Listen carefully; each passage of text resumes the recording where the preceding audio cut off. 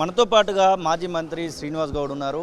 కేంద్ర బడ్జెట్ చూడడం జరిగింది. కేంద్ర బడ్జెట్ని చూస్తే ఎట్లా అనిపిస్తూ ఉంది? కేంద్ర ప్రభుత్వానికి తెలంగాణ రాష్ట్రం మీద ఉన్నటువంటి వృత్తి ఎట్లా కనబడతా ఉంది? గతంలో అసలు తెలంగాణ ఏర్పాటునే ప్రశ్నించారు. అందుకే తెలంగాణ ఏర్పాటే తప్పు, తల్లిని చంపి బిడ్డను వెరిచేసింది అని ఒక మాట, లైట్లు బంద్ చేసి చీకట్లో తెలంగాణ ఇచ్చింది. అంటే మొదటి నుంచి కూడా తెలంగాణ మీద ఒక మంచి అభిప్రాయం లేదు కేంద్ర ప్రభుత్వానికి. అందుకే ఈరోజు సున్నా బడ్జెట్ ఇవ్వడం జరిగింది. మొదటి నుంచి మేము చెప్పుకొస్తూ ఉన్నాం, మన అస్తిత్వం గురించి కొట్లాడే వ్యక్తులు ఉండాలి, మన గొంతు ఉండాలి పార్లమెంట్లో. మన గొంతుగా ఎప్పుడైతే ఉంటుందో అప్పుడు ప్రశ్నిస్తాము, మాట్లాడతాము. వాళ్ళకు కూడా తెలంగాణ పదం పదే పదే ఉచ్చరించే శక్తి ఎవరికి ఉంది, ఎవరు మాట్లాడగలుగుతారు? ఈరోజు ఆంధ్రప్రదేశ్లో చంద్రబాబు నాయుడు గారు అన్ని ఎంపీ సీట్లు గెలుచుకున్నారు. కీరోలు అయిపోయింది. ఇప్పుడు అక్కడ బడ్జెట్ కావచ్చు, ఏది కావాలంటే అన్నీ వచ్చేస్తాయి. వాళ్ళు ఇట్లా అడిగిందే తెడబడి వచ్చేస్తుంది.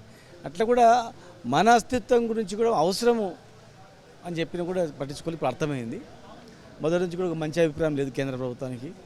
తెలంగాణ గతంలో మరి అదే సుష్మా స్వరాజ్ గారు కావచ్చు, అంతకుముందు ఉమాభారతి గారు కావచ్చు, తెలంగాణ ఉద్యమంలో తెలంగాణకు అన్యాయం జరిగిందన్నారు. ఇదే మోడీ గారు కూడా మా పాలమూరు రంగారెడ్డి జిల్లా ప్రాజెక్టు జాతీయ హోదా వస్తాం, అన్యాయం జరిగింది కూడా అన్నారు ఎలక్షన్ల కన్నా ముందు.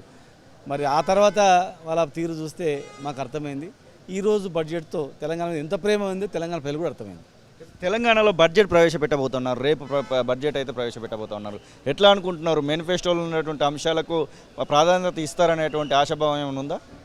ఇవ్వాలి. ఏ పార్టీ అయినా కూడా, ఏ రాజకీయ పార్టీ అయినా కూడా ఒక బడ్జెట్ రూపకల్పన చేసేటప్పుడు మేనిఫెస్టో పెట్టుకుని చేస్తారు. సహజంగా చేయాల్సింది అది.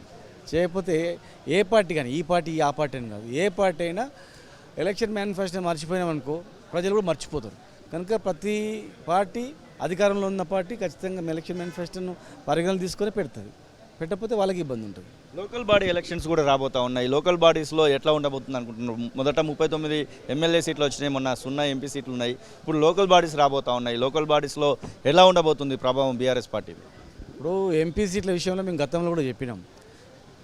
దేశవ్యాప్తంగా, ఓన్లీ తెలంగాణ కాదు, నాట్ ఓన్లీ తెలంగాణ, దేశవ్యాప్తంగా 14 పార్టీలకు, మాయావతి గారి నుంచి మొదలుకుంటే బీఎస్పీ నుంచి అనేక పార్టీలు కూడా 4-5 సార్లు ముఖ్యమంత్రి అయినటువంటి పట్నాయక్ వాళ్ళ దగ్గర కూడా ఒకటే సీట్ వచ్చింది. అంటే దేశవ్యాప్తంగా పార్లమెంట్ అనేది ప్రధానమంత్రి మోడీయా, రాహుల్ గాంధీయా? మోడీ వైపు ఉన్న వాళ్ళు ఉంటే ఎవరు సపోర్ట్ చేస్తే మోడీ వైపు ఉన్న వాళ్ళకు మోడీ వైపు వేశారు. రాహుల్ గాంధీ గారు ఎవరు సపోర్ట్ చేస్తే అట్లా వేసారు. ఇద్దరి మధ్యలో నడిచింది పోటీ. కనుక 14 పార్టీలకు ఒక సీటు కూడా రాంది దేశవ్యాప్తంగా. అదే కారణం మా పార్టీ కూడా మేము అటులేము ఇటులేం. రాహుల్ గాంధీ సపోర్ట్ చేయలేదు, ఇటు మోడీ గారు సపోర్ట్ చేయలేదు. కనుక మాకు వేయలేదు. అంత మాత్రమే కాదు, అసలైన తొలి వెలుగు. ఫాలో వాట్సాప్ @తొలి వెలుగు official.